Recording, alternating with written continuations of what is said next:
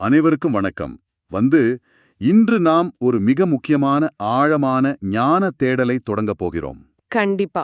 ஒரு அற்புதமான பயணம் இது. ஆமா, 35 ஆண்டுகால யோக சாதனையின் சாரமாக டாக்டர் பண்டிட்ஜி கன்னைய யோகி அவர்கள் நமக்கு வழங்கிய மானச யோகம் என்னும் பொக்கிஷத்தை நாம் இன்று புரட்டப் போகிறோம். ஹம்.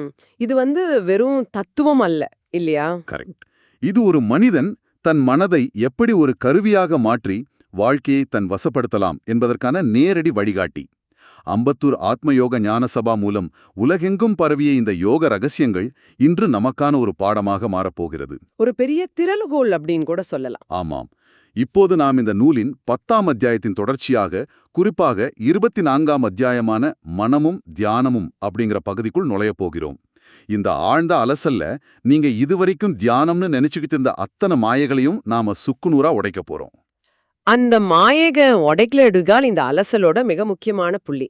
ஏன்னா மனித மனம் செயல்படுற விதம், அது உலகத்தை கிரகிக்க பயன்படுத்துற கருவிகள், இதெல்லாம் பல ஆயிரம் வருஷமா வெறும் ஆன்மீக கதைகளாகவே சுருக்கப்பட்டுடுச்சு. ஆமா, ஏதோ சாமியார்களுக்கு மட்டுமே சொந்தமான விஷயம் மாதிரி ஒரு பிம்பம் இருக்கு. அதுதான் தப்பு. பண்டிட் ஜி கண்ணே யோகி அவர்கள் இது ஒரு துல்லியமான உளவியல் அப்புறம் இயற்பியல் ரீதியான கட்டமைப்போட விளக்குறார். அதாவது ஒரு மனிதன் தன் மனதை எப்படி ஒரு லென்ஸ் போல மாற்றி பிரபஞ்சத்தோட எந்த ஒரு பொருளின் மீதும் குவித்து உண்மைகளை அறிய முடியும் அப்படிங்கறத இன்னைக்கு நம்ம பார்க்க போறோம். சூப்பர். இதை நம்ம எங்கிருந்து தொடங்கணும் அப்படின்னா, இப்ப நம்ம சுத்தி விற்கப்படுற அந்த இன்ஸ்டன்ட் தியான பயிற்சிகள்லேருந்து தான். இப்ப பாத்தீங்கன்னா, நீங்க வீதியில இறங்கி நடந்தாலே ஒவ்வொரு முக்குளும் ஒரு யோக மையம் இருக்கு. ஆமா, நிறைய முளைச்சிருச்சு இப்போ. அங்க போனா முதல் நாளே உங்களை தியான நிலைக்கு கொண்டு செல்றோம் அப்படின்னு விளம்பரம் பண்றாங்க. நீங்களும் ஒரு வீக்கெண்ட் அங்க போய் கண்ணை மூடி உட்கார்ந்துட்டு ஏதோ ஒரு அமைதி கிடைச்ச உடனே நான் தியானம் கத்துக்கிட்டேன் அப்படின்னு நம்பிடுறீங்க. அது ரொம்ப பெரிய மாயை. கரெக்ட். மூலக்கட்டுரை இத மிக தெளிவா மறுக்குது. அதாவது ஒரு குழந்தைக்கு எழுந்து நிற்கவே தெரியாதப்போ அது எப்படி மாரத்தான் ஓட முடியாதோ அதே போல சாதாரண மனித மனம் எடுத்த உடனே தியானத்துக்கு போக முடியாது. நாம இன்னைக்கு தியானம்னு நினைச்சு செய்யறது எல்லாமே வெறும் ஏகாகிரம், அதாவது கவனக்குவிப்பு, இல்லையா? ஆமா, வெறும் கவனக்குவிப்பு மட்டுமே. உண்மையான விஷயம் என்னன்னா, சாதாரண மக்கள் கிட்ட மட்டும் இல்ல, பல வருஷமா காடுகள்ல வாழ்ற சாதுக்கள் சந்நியாசிகள் மத்தியில கூட இந்த பெரிய குழப்பம் இருக்கு. ஒரு மந்திரத்தை உச்சரிக்கிறதையோ இல்ல ஒரு விளக்க பாத்துக்கிட்டு இருக்கிறதையோ அவங்க தியானம்னு நம்புறாங்க. ஓ, அவங்களுக்கே அந்த குழப்பம் இருக்கா? கண்டிப்பா. ஆனா ஏகாகிரம் அப்படிங்கிறது ஒரு மனப்பயிற்சி, அது ஒரு செயல். தியானம் அந்த செயலோட விளைவாக நிகழும் ஒரு நிலை. ஏகாகிரம் இல்லாம தியானம் சாத்தியமே இல்ல. உங்களுக்கு புரியுதா? ஒரு பேஸ்மெண்ட் மாதிரி. கரெக்ட். உங்க மனம் ஒரு குதிரை அப்படின்னா அதோட கடிவாளத்தை இழுத்து பிடிச்சு அதை ஒரே நேர்கோட்டுல ஓடச் சேர்றது தான் இந்த ஏகாகிரம். அந்த நேர்கோடு அப்படிங்கிற வார்த்தையை ஆசிரியர் ரொம்ப அழகா ஒரு அம்பின் குறியீட மாத்துறாரு. ஏகாகிரம் நிலையில மனம் ஒரு அம்பு பாயிற மாதிரி ஒரே நேர்கோட்டுல வேகமா இயங்குது அப்படின்னு சொல்றாரு. ரொம்ப ஆழமான உதாரணம் அது. இத கொஞ்சம் விரிச்சு பார்த்தோம்னா இந்த ஏகாகிர நிலையில 3 விஷயங்கள் ஒரு முக்கோணம் மாதிரி செயல்படுது. 1, நினைப்பவன், அதாவது உங்களோட அக உணர்வு அல்லது நான் அப்படிங்கிற தன்மை. ரைட், முதல் புள்ளி. 2, நினைப்பு, அந்த பொருளை பற்றி சிந்திக்கும் மனதின் தொடர் ஓட்டம். 3வது, நினைக்கப்படும் பொருள், அது ஒரு விளக்காகவோ சிலையாகவோ இருக்கலாம். அதாவது நீங்க ஒரு பொருளை கவனிக்கிறப்போ நான் இந்த பொருளை பற்றி நினைச்சுக்கிட்டு இருக்கேன் அப்படிங்கிற அந்த தன்னுணர்வு உங்களுக்குள் ஓடிக்கிட்டே இருக்கு. ஆமா, அந்த 3 புள்ளிகளும் தடையின்றி இயங்கிறது தான் ஏகாகிரம். இந்த முக்கோண அமைப்புல உள்ள தர்க்கத்தை நீங்க கூர்ந்து கவனிக்கணும். மனம் ஏன் அம்பு மாதிரி பாயணும்? சாதாரண நிலையில நம்ம மனம் ஒரு வினாடியில 100 சிந்தனைகள்ல செதறி கிடக்குது. கடந்த காலம், எதிர்கால பயம்னு எல்லாமே. ஒரு குண்டு பல்பு எரியறப்போ வெளிச்சம் எல்லா பக்கமும் சிதறுற மாதிரி, இல்லையா? மிக சரியான உதாரணம். ஆனா லேசர் ஒளி எப்படி செயல்படுது? அந்த சிதறிய ஒளி கதிர்கள் அனைத்தையும் ஒரே நேர்கோட்டுல குவிக்கும்போது அந்த ஒளியால ஒரு இரும்பைய அறுக்க முடியுது. ஓஹோ, அப்போ ஏகாகிரம் அப்படிங்கிறது மனதின் ஆற்றல லேசரா மாத்திர ஒரு டெக்னாலஜி. அதுதான். நினைப்பவன், நினைப்பு, நினைக்கப்படும் பொருள் மூன்றும் ஒன்னாக பிணைக்கப்படும் போது மனதின் ஆற்றல் நம்ப முடியாத அளவுக்கு அதிகரிக்குது. ஆனா இது தியானம் கிடையாதுன்னு கட்டுரை அடிச்சு சொல்லுது. இங்கேதான் ஒரு பெரிய கேள்வி வருது. இந்த முக்கோணம் எந்த சிதறலும் இல்லாம இயங்கிக்கிட்டு இருக்கும்போது அதை ஏன் நாம உச்சகட்ட நிலைன்னு சொல்லக்கூடாது? ரொம்ப சுவாரஸ்யமான கேள்வி. அதாவது ஏகாக்கிரம் அப்படிங்கிறது அம்பை எய்வதற்கான முழு கவனத்தையும் குவித்து நாணை இழுத்து பிடிக்கும் நிலைன்னு வச்சுப்போம். அப்போ அந்த அம்பு இலக்கை தாக்கும்போது என்ன நடக்குது? ஏகாக்கிரம் தியானமாக மாறுவது எந்த புள்ளியில? அந்த அம்பு இலக்கை தாக்கும்போது முக்கோணத்துல ஒரு புள்ளி காணாம போயிடுது. நிஜமாவா? எந்த புள்ளி அது? அதுதான் மனம் அல்லது நினைப்பு அப்படிங்கிற கருவி. நீங்க ஏகாக்கிரத்துல இருக்கிற வரைக்கும் நான் இதை கவனிக்கிறேன் அப்படிங்கிற எண்ணம் இருக்கு. நீங்க மனதை ஒரு பாலமா பயன்படுத்தி அந்த பொருளை தொடர்பு கொள்றீங்க. அந்த கவனிக்கிறேன் அப்படிங்கிறது ஒரு ஆக்ஷன். ஆமா. ஆனா தியான நிலை கைகூடும் பொழுது அந்த பாலம் தேவையில்லாம போகுது. இடைத்தொடர்பற்ற நிலை உருவாகிடுது. நினைப்பவனும் நினைக்கப்படும் பொருளும் மட்டுமே மிச்சம் இருக்கும். இத வாசிக்கும் போது எனக்கு ஒரு லாஜிக்கல் டவுட் வந்துச்சு. பாலம் உடைஞ்சா பயணம் எப்படி சாத்தியம்? மனதின் தொடர்பு அற்றுப்போகுது அப்படின்னா ஒரு மனிதன் எப்படி ஒன்றை அறிய முடியும்? அதுக்குதான் ஆசிரியர் அந்த மேஜை உதாரணத்தை கொடுக்கறாரு. அது நிஜமாவே மூளைய சுண்டி இழுக்கும் ஒரு விஷயம். ஆமா, நீங்க ஒரு மரமேஜையின் மீது ஏகாக்கிரம் செய்றீங்க. முழு கவனமும் அதுல இருக்கு. தியானம் கைகூடும்போது நீங்க அந்த மேஜையாகவே மாறிடுறீங்கன்னு சொல்றாரு. அதாவது உங்களது உணர்வு அந்த மேஜையின் அணுக்களோடு தன்னை முழுமையா பொருத்திக் கொள்ளுது. நான் ஒரு மனிதன், என் பெயர் இது, நான் மேஜையை பார்க்கிறேன் அப்படிங்கிற தன்னுணர்வு அழிஞ்சு அந்த மேஜையின் இருப்பே உங்களோட இருப்பாக மாறுது. யாராவது அந்த மேஜையை ரம்பத்தால் அறுத்தா உங்கள் சொந்த உடல் அறுபது போல நீங்க உணர்றீங்க. கேக்குறதுக்கே ஹாலிவுட் சயின்ஸ் ஃபிக்ஷன் மாதிரி இருக்கு இல்லையா? ஆமா, ரொம்ப ஆச்சரியமா இருந்துச்சு. இத நாம நவீன அறிவியலோடு ஒப்பிட்டு பார்க்கணும். நாம ஒரு பொருளை எப்படி பார்க்கறோம்? ஒளிக்கதிர்கள் நம்ம கண்கள்ல பட்டு மின் சமிகைகளா மூளைக்கு போகுது. மூளைதான் இது மேஜை அப்படின்னு ஒரு பிம்பத்தை உருவாக்குது. கரெக்ட். நாம எதையுமே நேரடியாக அறியறதில்ல. எல்லாமே நம் புலன்கள் உருமாக்குற ஒரு மேப் தான். ஆனா தியானத்துல இந்த இடைத்தரகர் மாதிரி இருக்கிற புலன்களும் மனதும் ஒதுங்கிடுது. ஓ, அதனாலதான் உணர்வு நேரடியாக பொருளோட பௌதிக அமைப்பா அணுகுது. ஆனமா, அதனாலதான் மேஜைய வாளால் அறுத்தா அது உங்களையே அறுப்பது போல் உணரப்படுது. ஆனா இங்க எனக்கு ஒரு சந்தேகம். அப்படி அறுபடும்போது எனக்கே வலிக்கிறது இல்ல. சதையோ ரத்தமோ வேதனையோ அங்க இல்ல. அந்த பௌதிக பிரிவை நான் எப்படி எந்த சலனமும் இன்றி உணர்றேன்? ஏன்னா வலி அப்படிங்கிற ஒரு உயிரியல் ரீதியான அலாரம். அது உடலையும் மூளையையும் பாதுகாக்க உருவாக்கப்பட்ட ஒரு சிக்னல். தியான நிலையில உங்களது உணர்வு நரம்பு மண்டல தொடர்புல இருந்து விடுபட்டு நிக்குது. ஓஹோ, அப்போ வலிக்கிறதுக்கான மெக்கானிசம் அங்க கட்டாயிடுது. ஆமா, நீங்க அந்த மேஜையின் மூலக்கூறு அமைப்ப, அதோட அதிர்வை ஒரு தூய தரவா, அதாவது பியூர் டேட்டாவா மட்டுமே கிரகிக்கிறீங்க. அப்போ எந்த உணர்ச்சி பூச்சும் இல்லாம ஒரு அணுக்களின் சேர்க்கையை அப்படியே புரிஞ்சுக்க முடியுது. அதுதான், இதுக்காகத்தான் ஆசிரியர் பசுவ தியானிப்பவன் தியான நிலையில பசுவாகவே இருப்பான் அப்படிங்கிற விளக்கத்தை முன்வைக்கிறாரு. பிரம்ம தியாத்வா பிரம்மவை பவதி, பிரம்மத்தை தியானிப்பவன் பிரம்மமாகவே ஆவான் அப்படிங்கிற அந்த வரி இப்பதான் எனக்கு ரொம்ப சரியா விளங்குது. உண்மை. நாம ஒன்ன முழுமையா அறியணும்னா வெளியிருந்து பாக்குறத விட அதுவாகவே மாறிடுறது தான் ஒரே வழி. ஆனா இது வெறும் தத்துவார்த்தமான பேச்சா மட்டும் நின்னுடுதான்னு ஒரு சந்தேகம் நேயர்களுக்கு வரலாம். ஒரு மேஜையாகவோ இல்ல பசுவாகவோ மாறுறதால எனக்கு என்ன பயன்? நிஜ வாழ்க்கையில இதோட பிராக்டிக்கல் யூஸ் என்ன? அது மிக முக்கியமான கேள்வி. கட்டுரை இதுக்கு ஒரு தீர்க்கமான விடையை தருது.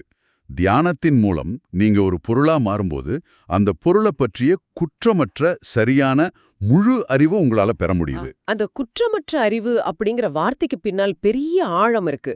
யோக சாஸ்திரம் இத ருதம்பரா தஸ்ய பிரஜ்னா அப்படின்னு ரொம்ப நுட்பமா வரையறுக்குது. ருதம்பரா தஸ்ய பிரஜ்ஞா அப்படின்னு என்ன அர்த்தம்? ருதம்பரா அப்படின்னா சத்தியத்தால் நிரம்பியதுன்னு அர்த்தம். சாதாரண அறிவுல எப்பவும் ஒரு பிழை இருக்கும். நம்ம விருப்ப விருப்பங்களுக்கு ஏற்ப உண்மையை நாம வளைப்போம். கண்டிப்பா நம்ம பெர்ஸ்பெக்டிவ் அதுல கலந்துடும். ஆனா தியான உணர்வில் விளங்கும் உண்மைகள் முற்றிலும் சரியான உண்மையா மட்டுமே இருக்கும். நீங்க பூமிய பத்தி தியானிச்சா ஒரு விஞ்ஞானி அளக்கிறத விட அதோட ஈர்ப்பு சக்தி முதற்கொண்டு எல்லாத்தையும் உங்க உணர்வால் மிக துல்லியமா அளவிட முடியும். இது எனக்கு புரியுது.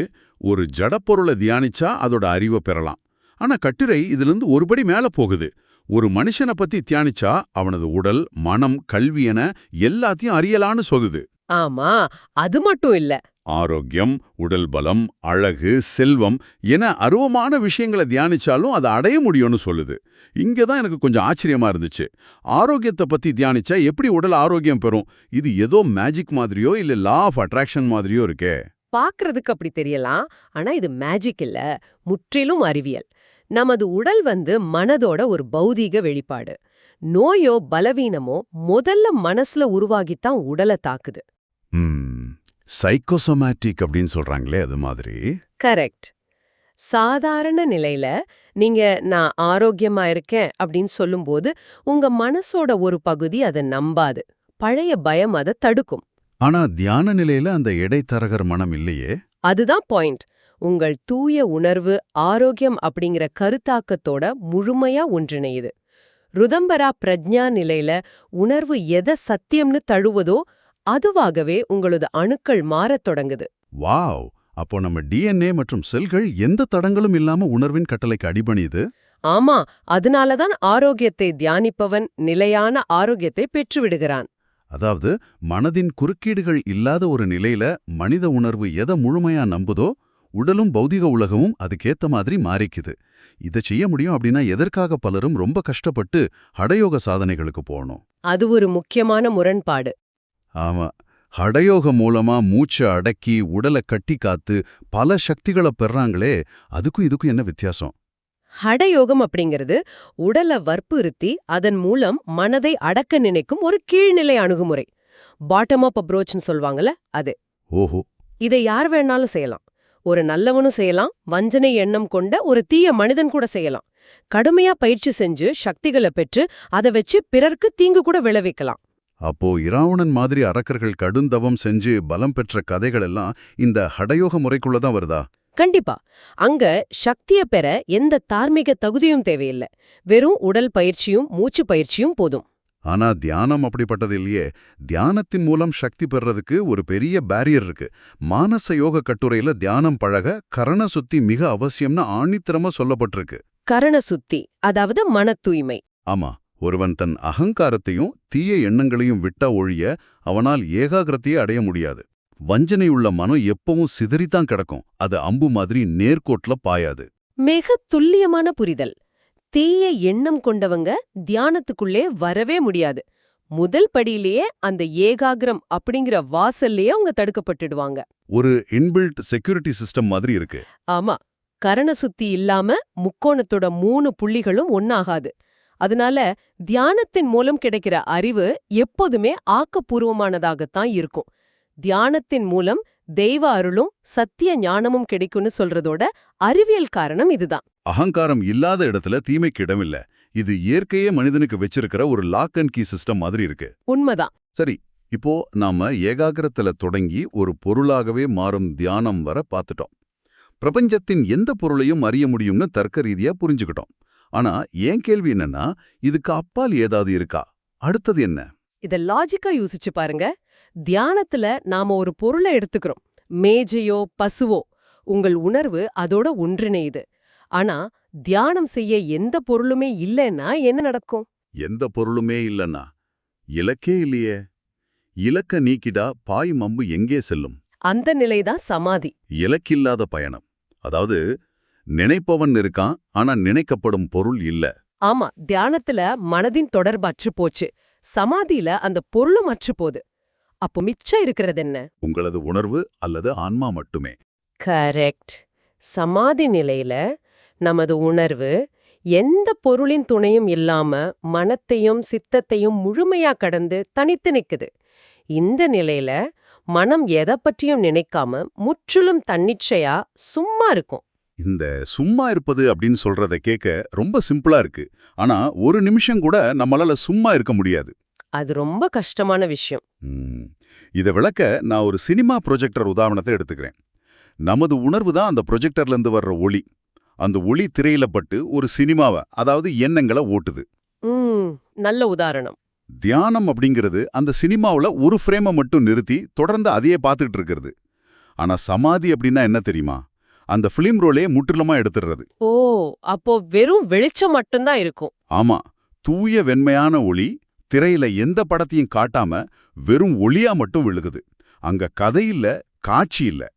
அந்த தூய ஒளியின் இருப்பைத்தான் யோக சாஸ்திரம் சித்தவிருத்தி நிரோத நிலை அப்படின்னு அழைக்குது.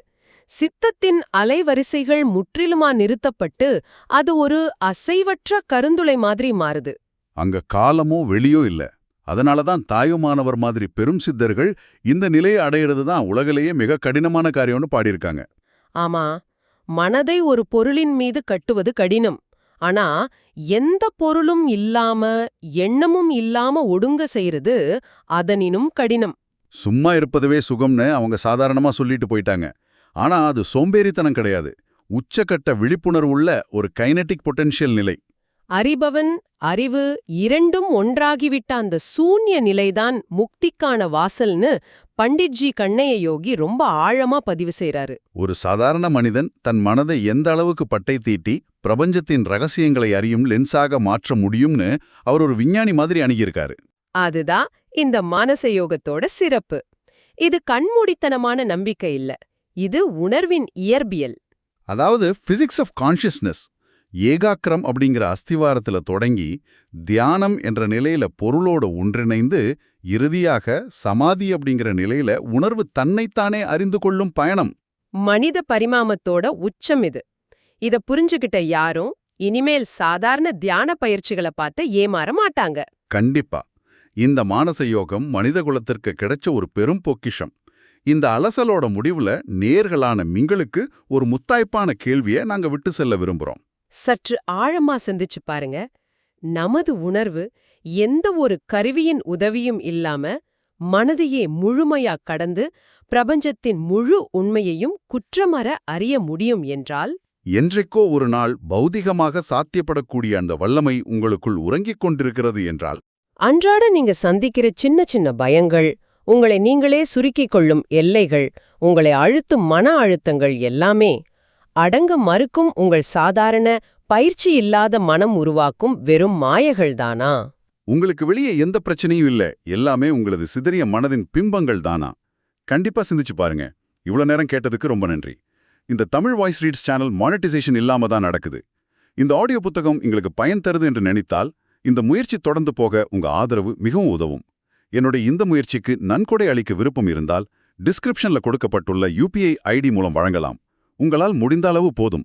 சிறிய ஆதரவும் பெரிய உதவிதான். கண்டிப்பா உங்க ஆதரவு ரொம்ப முக்கியம்.